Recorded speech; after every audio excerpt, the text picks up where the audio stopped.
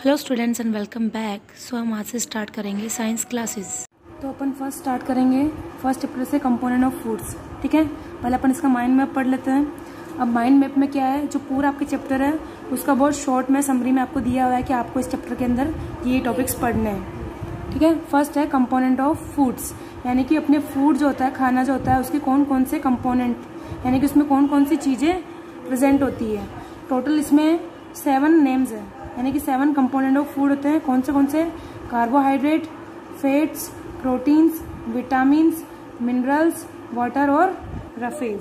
ठीक है, फिर उसके बाद में अपन पढ़ेंगे some wasteful pre cooking and cooking practices, यानी कि अपन जब खाना बनाते हैं तो अपन जो भी सब्जी बना रहे हैं या चावल बना रहे हैं उनको बार बार धोने से या फिर उनकी बड़ी बड़ी छिलके उतारने से सब्जियों के उनके क्या होता है, उनसे उनके विटामिन और मिनरल्स खत्म हो जाते हैं। तो अपन वो पढ़ेंगे कि अपने को क्या क्या ध्यान में रखना चाहिए।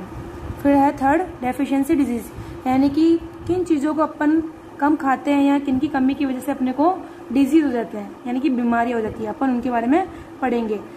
जो प्रोटीन की कमी की वजह से होती है, protein deficiency disease. Protein carbohydrates की कमी की वजह से होती है, प्रोटीन कार्बोहाइड्रेट डेफिशिएंसी डिजीज। और विटामिन डेफिशिएंसी डिजीज मतलब जो विटामिन की कमी की वजह से होती है। और लास्ट है मिनरल डेफिशिएंसी डिजीज, यानी कि जो मिनरल्स की डेफिशिएंसी यानी कि कमी की वजह से होती है। ठीक है, फर्स्ट है कंपोनेंट ऑफ फूड। ठीक है, अपन इसकी पहले डेफिनेशन देखेंगे कि न्यूट्रिएंट्स क्या होता है। We know that each food is usually made up of 1 or more ingredients, यानी कि जो अपना खाना होता है वो 2 या 2 से ज़्यादा चीज़ों से मिलके बनता है। कोई भी अपना भोजन का मतलब कोई भी सा मतलब जैसे कि अपन रोटी भी खा रहे हैं तो वो भी क्या बनती है, नमक, पानी और गेहूं, यानी कि वो भी 3 या 4 चीज़ों से मिलके बन रहा है, कोई भी सिंगल चीज़ से नहीं बनता है। तो अपना जो फूड होता है वो 1 और मोर फूड मतलब इंग्रेडिएंट्स से मिलके बनता है। ठीक है, इन इंग्रेडिएंट्स को अपन क्या बोलते हैं, न्यूट्रिएंट्स। ये दीज इंग्रेडिएंट्स कंटेन न्यूट्रिएंट्स, यानी कि इंग्रेडिएंट्स जो होते हैं उनमें क्या होता है, न्यूट्रिशन होता है, यानी कि उनमें न्यूट्रिएंट्स प्रेजेंट होते हैं। Nutrients are chemical substance which provide nutrition and energy for the growth of our body. They have a nutritional value. यानी कि जो nutrients होते हैं वो क्या होते हैं, chemical substance होते हैं, जो क्या करते हैं अपने को, अपनी बॉडी को एनर्जी प्रोवाइड करते हैं और क्या करते हैं, न्यूट्रिशन प्रोवाइड करते हैं। न्यूट्रिशन का मतलब होता है पोषण। ठीक है, और एनर्जी प्रोवाइड करते हैं किसके लिए, ग्रोथ ऑफ आवर बॉडी, अपनी बॉडी की ग्रोथ के लिए। They have a nutritional value, यानी कि उनमें क्या होती है, न्यूट्रिशनल वैल्यू होती है। न्यूट्रिशनल वैल्यू का मतलब ये होता है कि जिन फूड के अंदर या जिन कंपोनेंट के अंदर न्यूट्रिशन प्रेजेंट हो उनको अपन बोलेंगे कि वो न्यूट्रिशनल वैल्यू रखते हैं। ठीक है, our food has 5 major nutrients. अपना जो खाना होता है, फूड होता है, उसमें टोटल कितने मेजर न्यूट्रिएंट्स प्रेजेंट होते हैं, 5। दीज आर, अब उनके नेम है, कार्बोहाइड्रेट्स, फैट्स, प्रोटीन्स, विटामिन्स और मिनरल्स। समझ में गया, ये 5 मेन होते हैं, इंपॉर्टेंट होते हैं। उसके अलावा जो 2 बच चुके हैं अपने, वाटर और रफेज, ये भी कंपोनेंट ऑफ फूड तो है, बट इनको इन मेजर में ऐड क्यों नहीं किया है, क्योंकि वाटर और रफेज से अपने को कोई भी न्यूट्रिशन नहीं मिलता है, यानी कि इनकी कोई न्यूट्रिशनल वैल्यू नहीं होती है। In addition to these 5 nutrients, water and roughage, जिसको अपन क्या बोलते हैं, डाइटरी फाइबर, रफेज को क्या बोलते हैं अपन, और dietary fibre are also important component of our food, यानी कि जो वाटर और रफेज है वो क्या है, वो भी इम्पोर्टेंट है अपने फूड के कंपोनेंट, है ना, न्यूट्रिशनल वैल्यू नहीं रखते हैं। वाटर एंड इम्पोर्टेंट लाइन है, water and roughage do not have nutritional value, यानी कि जो वाटर और रफेज जो होता है उनकी न्यूट्रिशनल वैल्यू नहीं होती, यानी कि उनमें कोई भी न्यूट्रिशन नहीं होता है। अपन पानी पीते हैं तो पानी का काम क्या होता है, अपनी बॉडी को क्लीन करना, है ना, और जो भी अपना जो डाइजेस्टेड फूड होता है उसको बॉडी में एक सेल से दूसरी सेल या दूसरे पार्ट तक पहुंचाना, यही करता है वो, और वेस्ट को शरीर से बाहर निकालना। अपने को पसीना होता है, पोर्ट से क्या निकलता है, पानी, गंदा पानी निकल रहा है, वो पसीना पानी की फॉर्म में, लिक्विड फॉर्म में निकल रहा है। तो जब अपन पानी पी रहे हैं तो अपने को पानी की नीड तो है, अपने लिए इम्पोर्टेंट है, लेकिन क्या अपन से उसको कोई न्यूट्रिशन मिल रहा है, क्या कुछ भी न्यूट्रिशन नहीं मिलता है। सेम रफेज भी क्या होता है, न्यूट्रिशनल वैल्यू नहीं रखता है। क्यों, क्योंकि रफेज भी अपनी बॉडी को क्लीन रखने, अपने खाने को डाइजेस्ट करने और उसे इंटेस्टाइन में चिपकने से बचाता है। ठीक है, लेकिन उससे अपन को कोई भी न्यूट्रिशनल नहीं मिलता है. So water and roughage do not have nutritional value, so they are not consider to be nutrients but are equally important to maintain our body health. पर अपनी बॉडी हेल्थ के लिए तो इम्पोर्टेंट होते हैं, भले न्यूट्रिशनल वैल्यू नहीं रखें. थर्स आवर फूड हैज 7 कंपोनेंट्स. तो अपन देखें तो अपने फूड में टोटल कितने कंपोनेंट्स हैं? 7. Carbohydrate, fat, protein, vitamin, mineral, water and roughage. But major 5 कौन से हैं? Only carbohydrate, fat, protein, minerals, protein. Each component of food has its own function in body. अब जो अलग अलग कंपोनेंट्स हैं अपन ने पढ़े अभी, उनकी क्या होता है? अलग अलग फंक्शंस होते हैं, अलग अलग काम होते हैं. सो फर्स्ट है carbohydrate. Carbohydrates are energy providing component for food. यानी कार्बोहाइड्रेट्स को अपन क्या बोलते हैं? Energy providing component. अब इसको अपन एनर्जी प्रोवाइडिंग कंपोनेंट क्यों बोलते हैं? क्योंकि अपने को क्या करता है? एनर्जी प्रोवाइड करता है. ठीक है, they provide instant energy of to our body, है ना. वो अपनी बॉडी को एनर्जी देता है. अगर कार्बोहाइड्रेट्स की अपने डेफिशिएंसी हो जाती है, बॉडी में कमी हो जाती है, तो अपने को क्या होगा? वीकनेस आने लग जाती है, चक्कर आने लग जाते हैं. समझ में आ गया? The major carbohydrates that we eat in our food are sugar and starch. यानी कि अपन डेली लाइफ में अपन जो फूड खाते हैं, खाना खाते हैं, उसमें अपन मोस्टली क्या खाते हैं? शुगर और स्टार्च, जो क्या है? कार्बोहाइड्रेट है. सबसे ज्यादा अपन डेली यूज में अपन कार्बोहाइड्रेट कौन सा यूज में ले रहे हैं? Sugar and starch. Food starch का मतलब क्या होता है? जो अपन ग्लूकोज पीते हैं उसी को अपन स्टार्च बोलते हैं. ठीक है, वो ग्लूकोज जो है उसको अपन स्टार्च भी बोलते हैं, और वो किसकी फॉर्म में? कार्बोहाइड्रेट की फॉर्म में. Food rich in carbohydrates are. अपन जो अब ये पढ़ेंगे ये क्या है? कार्बोहाइड्रेट्स के एग्जाम्पल्स हैं. ठीक है, potatoes, sweet potatoes, sugar, Honey और सेरेयल लाइक व्हीट, राइस और मैज. यानी कि अपन जो आलू खाते हैं, स्वीट पोटेटोज, शुगर, शक्कर, शहद और दूसरी चीज़ें जैसे कि अनाज में क्या क्या है? गेहूँ, बाजरा और चावल. यानी जितने भी टाइप के अनाज होते हैं उनसे अपने को क्या मिलता है? कार्बोहाइड्रेट. ठीक है, ये इनके एग्जांपल्स हैं. अब इसमें एक और कौन सा इंक्लूड है? फ्रूट. जो फ्रूट होते हैं उनसे भी अपने को क्या मिलता है? कार्बोहाइड्रेट. अब उसमें भी कौन कौन से फ्रूट है? Banana, mango, watermelon, papaya also contain carbohydrate. ठीक है. People such as laborers, rickshaws, pullers, etc. who do more physical work need more carbohydrate to get energy to do work. अब जो लोग ज़्यादा मेहनत करते हैं, ज़्यादा फिजिकल वर्क करते हैं, ज़्यादा मजदूरी करते हैं, उनको क्या होगा? ज़्यादा एनर्जी की ज़रूरत होगी. तो उनको खाना ही ऐसा खाना पड़ेगा जिससे उनको क्या मिले? ज़्यादा एनर्जी. यानी कि उनको अपने फूड में कार्बोहाइड्रेट्स की मात्रा ज़्यादा रखनी पड़ेगी, उनको ज़्यादा कार्बोहाइड्रेट लेना पड़ेगा. ठीक है, जैसी आपकी बॉडी जैसा आपका वर्क करती है उतनी ही अपने को एनर्जी की ज़रूरत होती है, तो वैसा ही अपने को फूड लेना ज़रूरी होता है, वैसे ही अपनी डाइट होनी चाहिए. समझ में आ गया कार्बोहाइड्रेट का? अब इसके बारे में एक इम्पॉर्टेंट चीज़ है, इनडाइजेस्टेबल कार्बोहाइड्रेट. इसमें क्या होता है? सेलुलोज, जिसको अपन क्या बोलते हैं? कार्बोहाइड्रेट. कार्बोहाइड्रेट का एक तो एग्जाम्पल है सेलुलोज, ग्लूकोज, फ्रुक्टोज, सुक्रोज. ये अपन जितने भी पढ़ते हैं ये क्या होते हैं? कार्बोहाइड्रेट के एग्जाम्पल्स होते हैं, है ना. कार्बोहाइड्रेट के टाइप्स होते हैं. तो अपन पढ़ रहे हैं सेलुलोज के बारे में. सेलुलोज क्या है? Is a complex carbohydrate. Cellulose एक कॉम्प्लेक्स कार्बोहाइड्रेट होता है. कॉम्प्लेक्स का मतलब बहुत ही ज़्यादा जटिल, मतलब बहुत ही ज़्यादा हार्श कार्बोहाइड्रेट होता है. It is not digested by a human body.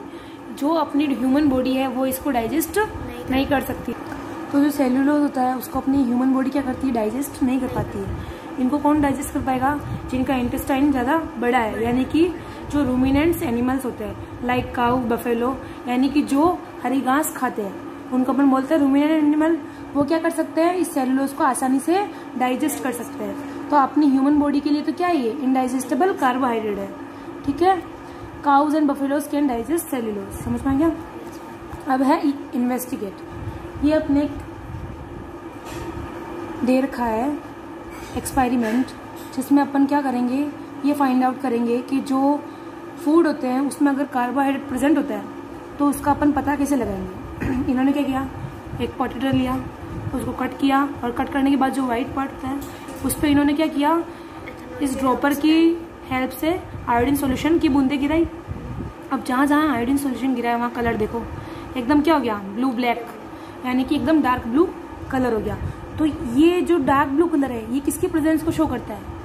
Iodine. Iodine नहीं, आयोडीन तो सॉल्यूशन अपन यूज में ले रहे हैं, ठीक है। और ये जो कलर शो कर रहा है ये शो कर रहा है कि इसमें क्या है? कार्बोहाइड्रेट है, यानी कि स्टार्च है। समझ में आ गया? अब नेक्स्ट है फैट। फैट में क्या होता है? Fat are also energy providing component of our food, यानी कि जो फैट होती है वो क्या होती है? वो भी अपने को एनर्जी देती है, यानी कि एनर्जी प्रोवाइड करती है। इसको भी क्या बोलते हैं? Energy providing component. कार्बोहाइड्रेट को भी सेम अपन ही बोलते हैं। लेकिन जो कार्बोहाइड्रेट और फैट होता है ना, कार्बोहाइड्रेट फैट के मुकाबले अपने को फैट जो होती है वो कार्बोहाइड्रेट के मुकाबले अपने को 2 गुना ज़्यादा एनर्जी देता है। अगर कार्बोहाइड्रेट से अपने को जैसे कि 5 ग्राम अपन कार्बोहाइड्रेट खा रहे हैं, उससे अपने को जो एनर्जी मिल रही है वही 5 ग्राम अगर अपन फैट खाते हैं तो जो अपने को एनर्जी फैट से मिलेगी ना वो कार्बोहाइड्रेट से डबल होगी, ठीक है ना? नहीं, जैसे कि अपन सेम क्वांटिटी का कार्बोहाइड्रेट खा रहे हैं, सेम क्वांटिटी का अपन फैट वाला फूड खा रहे हैं, लेकिन कार्बोहाइड्रेट से जो एनर्जी मिलेगी वो तो बहुत कम होगी, और जो फैट फैट वाली जो अपन को जो एनर्जी मिलेगी ना वो उससे डबल मिलेगी अपने को, ठीक है। In fact fat provides us twice as much energy as the provide by the same amount of carbohydrate. समझ में क्या?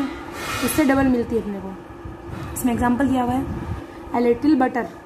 बटर जो है वो किसका एग्जाम्पल है? फैट का। दूध और दूध से बनी हुई जितनी भी चीज़ें हैं वो किसकी एग्जाम्पल होती है? फैट की। घी, दूध, मक्खन, छाछ, है ना। और उसके अलावा अब फैट के अंदर क्या एग्जाम्पल है? बटर और ब्रेड का।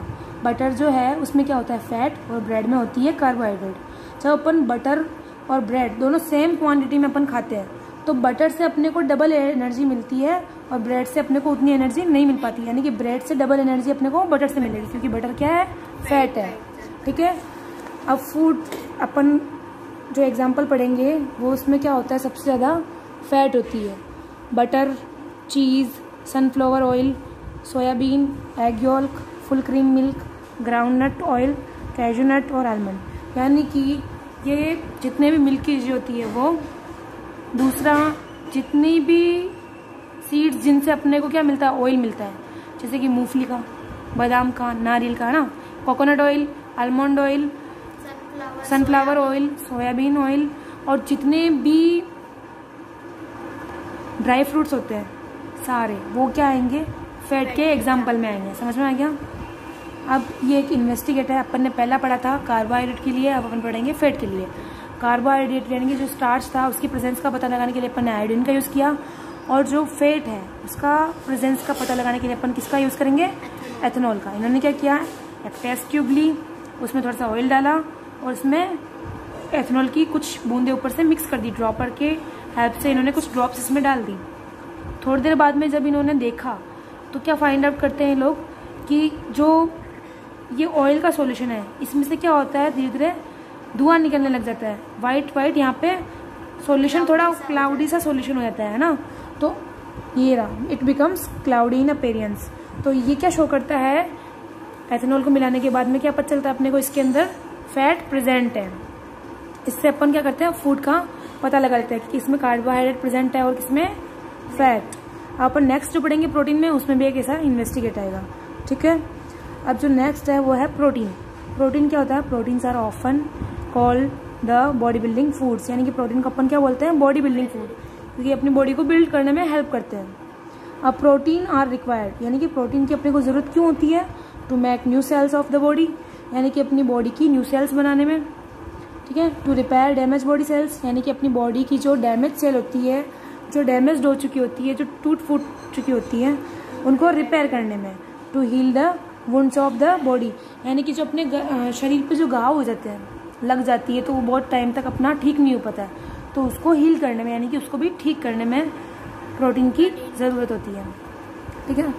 अब है children need more proteins than adults do for the rapid growth of their body, यानी कि जो चिल्ड्रंस होते हैं उनको ज़्यादा नीड होती है प्रोटीन की, जबकि एडल्ट्स को इतनी प्रोटीन की ज़रूरत नहीं होती। चिल्ड्रन को एडल्ट्स की बजाय ज़्यादा प्रोटीन की ज़रूरत होती है। क्यों? क्योंकि चिल्ड्रंस की जो बॉडी होती है, उनकी जो ग्रोथ होती है वो बहुत स्पीडली बढ़ती है, जबकि एडल्ट की तो क्या होती है? बढ़ चुकी होती है। एडल्ट एज अब ऐसी होती है कि उसमें उनकी जितनी ग्रोथ होनी होती है हो चुकी होती है, लेकिन चिल्ड्रन का जो ग्रोथ होती है, जो डेवलपमेंट होता है, वो क्या होता है, इंक्रीज होता है कंटिन्यू, यानी कि rapid growth of their body and pregnant women need extra proteins. और जो प्रेग्नेंट वुमेन्स होती है उनको भी एक्स्ट्रा प्रोटीन की जरूरत होती है। क्यों? फॉर द डेवलपिंग बेबी, यानी कि बेबी के डेवलपमेंट के लिए। समझ में आ गया? अब है various food rich in proteins are, यानी कि अपन ऐसे फूड्स पढ़ेंगे जो क्या है, रिच है प्रोटीन में, यानी कि उनके पास ज़्यादा प्रोटीन होता है। तो इसके एग्जांपल कौन से हैं? मिल्क, चीज़, पल्सेज यानी कि दाल, पीज यानी कि मटर।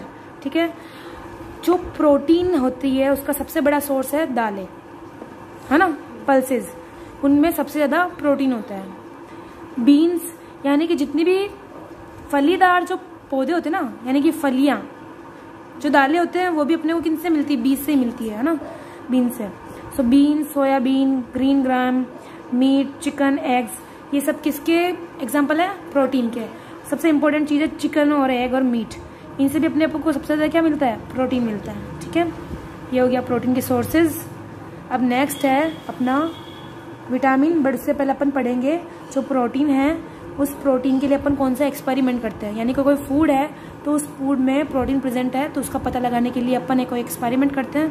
पहले अपन ने किसका किया? कार्बोहाइड्रेट, फिर फैट का किया, अब अपन करेंगे प्रोटीन का। प्रोटीन में क्या होता है?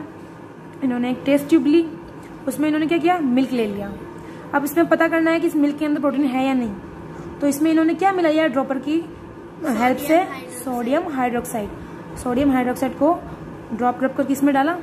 तो थोड़ी देर बाद अपन देखते हैं इसका एक्सपेरिमेंट करके, तो इसमें क्या होता है, जो मिल्क होता है ना, इसका नीचे से कलर चेंज हो जाता है, और कौन सा कलर रहता है? Violet colour. ठीक है, जो ये शो करता है कि इसमें प्रोटीन प्रेजेंट है, किसमें? मिल्क में।